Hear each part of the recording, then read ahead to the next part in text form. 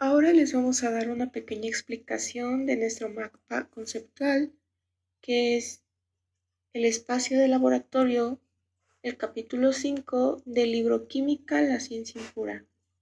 Empezamos con la introducción, la cual nos va a explicar un poco de qué es el laboratorio y por quién fue inventado. Nos dice que el laboratorio se ubica en el mundo físico, aunque en realidad es un espacio aparte, para el sudor y la fatiga productivos, que pone a prueba el mundo material por medio del empeño manual. Nos dicen que es inventado por los alquimistas, que decidieron darle al laboratorio la función de ser propiedad exclusiva del químico, el cual era un espacio para transformar materiales en instrumentos de conocimiento y demostrar conocimientos, un teatro de operaciones, que permitió ir al químico más allá del conocimiento empírico. En esta introducción nos dicen que el objetivo de este capítulo es examinar esta cuestión y tratar de identificar lo que podría ser el distintivo de los métodos experimentales de la química. Después de esto viene el apartado nombrado Libros de recetas químicas, el cual inicia comparando a la química y a la cocina. Nos dice que es una relación obvia, puesto que ambos están llenos de utensilio y ambos siguen recetas. El libro siempre ha sido compañero del químico. Y después nos habla un poco sobre los químicos industriales, los cuales, si bien se vendieron a partir del siglo XIX, este fenómeno existía desde mucho antes, de hecho desde la época de Lavoisier, que compraba muchos de sus químicos para laboratorio o farmacéuticos parisinos, hábiles para preparar sustancias puras. Regresando a la parte que dice que el libro siempre ha sido compañero del químico, se sabe que a este libro se le llama manual, el cual es un detallado conjunto de instrucciones con el fin de preparar sustancias que podrían comprarse fácilmente. Pero como todo estudiante sabe, durante los cursos de química práctica se sigue este detallado conjunto de instrucciones, con el fin de aprender a hacerlo nosotros mismos. Después de esto nos habla sobre el sueño de la química, el cual era deducir las propiedades de cualquier cuerpo a partir de leyes generales, aunque los químicos en ese momento eran incapaces de llegar a los principios fundamentales de la ciencia o elaborar leyes, por lo que la química resultaba insuficiente e imperfecta inevitablemente. Un espacio de trabajo arduo. En este subtema pues se puede ver cómo los químicos trabajan y manipulan y se esfuerzan. Se puede ver como una debilidad, pero en realidad no lo es una fuerza científica. Y ha habido un debate cultural en lo manual contra lo intelectual.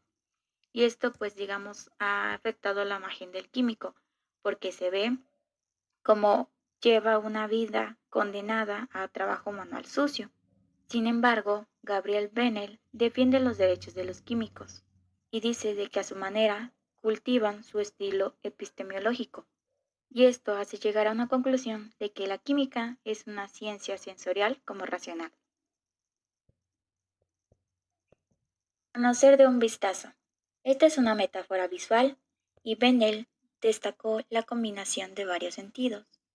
Y esta dice que se aprende a través de la experiencia. Y el conocimiento llegará de dos formas, específico y personal. Y el conocimiento se adquiere a través de los hábitos y a través de la combinación de experiencias, intereses y sabiduría. También al que es capaz de reconocer de un vistazo, él lo considera un artista. Sin embargo, la ciencia experimental ahora se concibe como un proceso formalizado y codificado, que consiste en formulación de hipótesis y la deducción.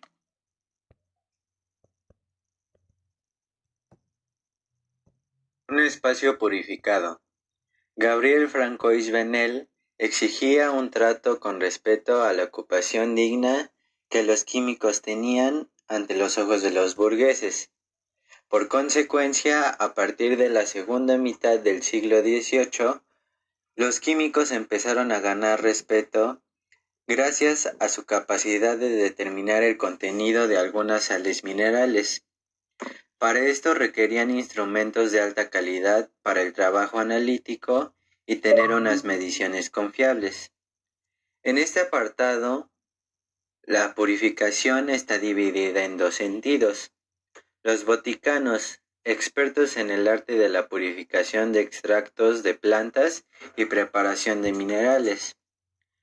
El segundo sentido son los químicos, que su objetivo principal es descomponer los cuerpos naturales para saber qué sustancias los compone. Gracias a esto existe una transmutación. Las sustancias naturales pasan por un proceso de purificación. Lavoisier decía que los hechos, palabras e ideas serían el sello del nombre de la sustancia, con el objetivo de sumarle más importancia a los reactivos creados, ya que a veces se desviaba un poco la importancia de los reactivos por las historias que había detrás de ellos y cómo es que habían sido creados. Reforma de nomenclatura de 1787 permitía revertir el proceso de análisis para recomponer las sustancias compuestas originales. Esta nomenclatura pasaba de algo simple a algo complejo.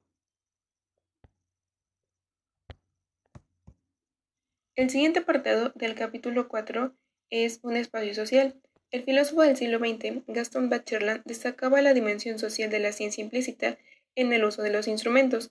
Los instrumentos son de vital importancia en un laboratorio y para emplearlos no solo basta con los fabricantes y técnicos, sino que también debe haber establecimientos de normas y estándares convencionales. En 1830, Justus von Liebig fundó la Escuela Laboratorio de Gießen. La idea de esta escuela era formar químicos experimentados en el menor tiempo posible. Para lograrlo, Liebig sometía a sus estudiantes a prácticas muy intensivas. Este modelo se diseminó a lo largo del mundo y fue adoptado por varias universidades, por lo que el laboratorio de química se convirtió en un espacio colectivo poblado de acuerdo a una jerarquía. Las escuelas que se basaban en los laboratorios produjeron una fuerza laboral con formación científica y en el siglo XIX se miró la multiplicación de laboratorios de investigación en diferentes áreas, logrando así la innovación tecnológica.